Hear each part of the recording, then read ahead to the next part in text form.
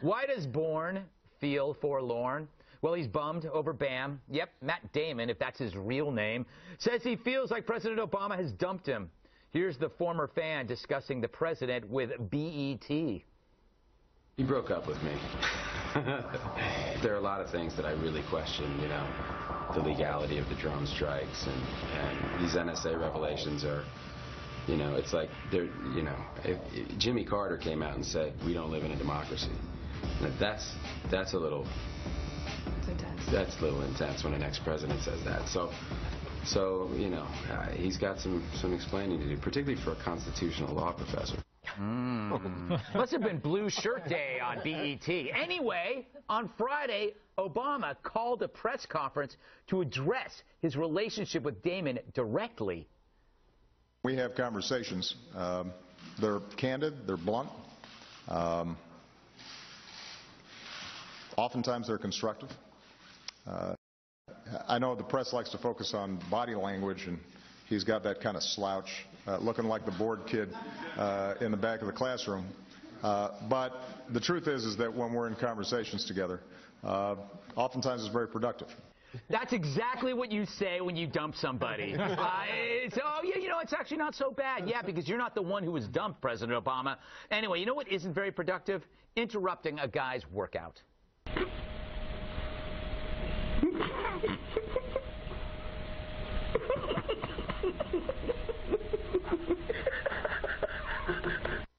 See, the metaphor here is President Obama is the guy doing push-ups, and the cat is Matt Damon trying to get back into his life.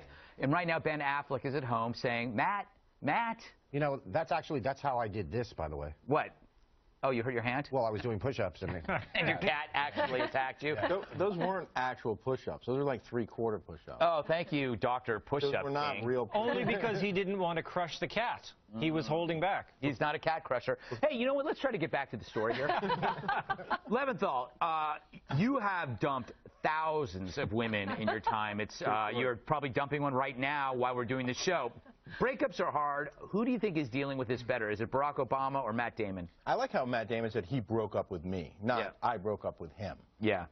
He broke up with me. No, really, did President Obama think about Matt Damon and like, I'm not going to live up to what he's expecting of me? It's so silly. He responded to this. Yes, he did. Yes, he did think about this. That's the horrible thing about this story. Yeah. And I would just like to point out before making this point, I do not make fun of Obama for all of his vacations. I don't jump on him every time he has a slip of the tongue. But responding to Matt Damon. You know he wasn't really responding to Matt Damon, right? No, not what he played, but he did. He did at one point. Right back at you. Okay. Yeah, he did that at the Correspondents Dinner.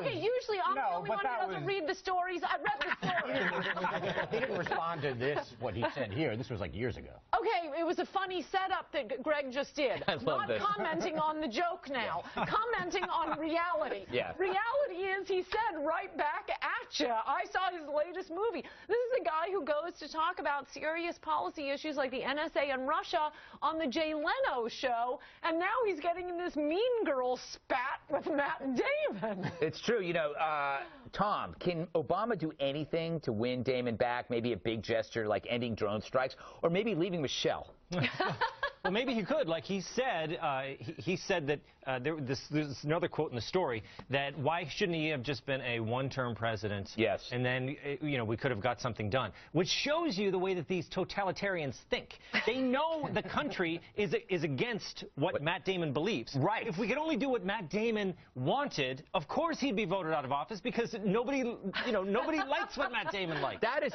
such a perceptive thought coming from you, Tom, that it's actually shocking me.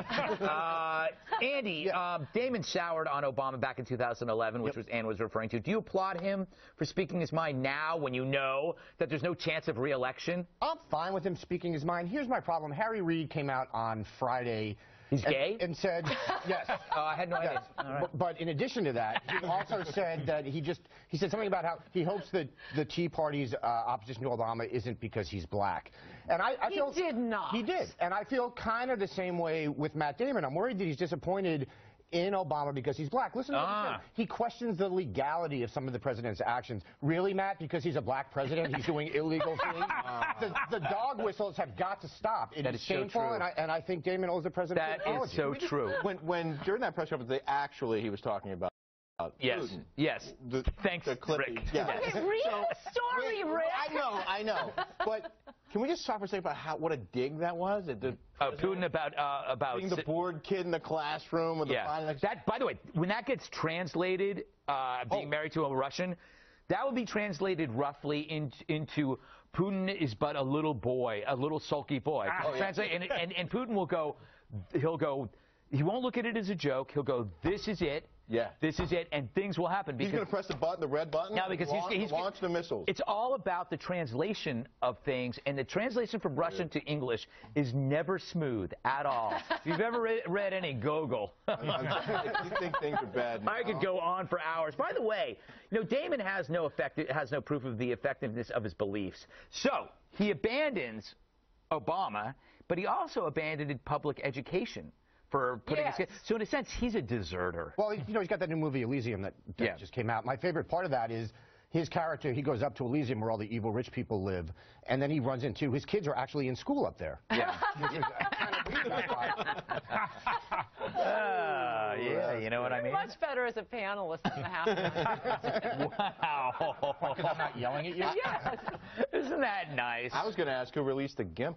Glad that you're here. Nobody gets your jokes, Rick. Yeah, that was really Matt Damon speaks the truth, though. This was an apt metaphor when he talks about a breakup, because all along for Hollywood, this has been a romance. They are in love with Obama, so when they don't do what he wants, it is like a breakup to them. Yeah, but again, the important thing is he's having a romance with them, too. When he has important policy issues to discuss, he goes on Leno. He has actually seen Matt Damon's movie, and when Matt Damon insults him, he insults him back. Crazy. Do we care about the press conference? It's now Saturday. It's been a day. I have a thought from it, but would you just want to move on? Because frankly, I don't care. I watched the press conference. I fell asleep and I woke up. My pants were gone. What press conference are you talking about? I'm sorry, not press conference. The presser. There was a press conference. There was a press conference from today.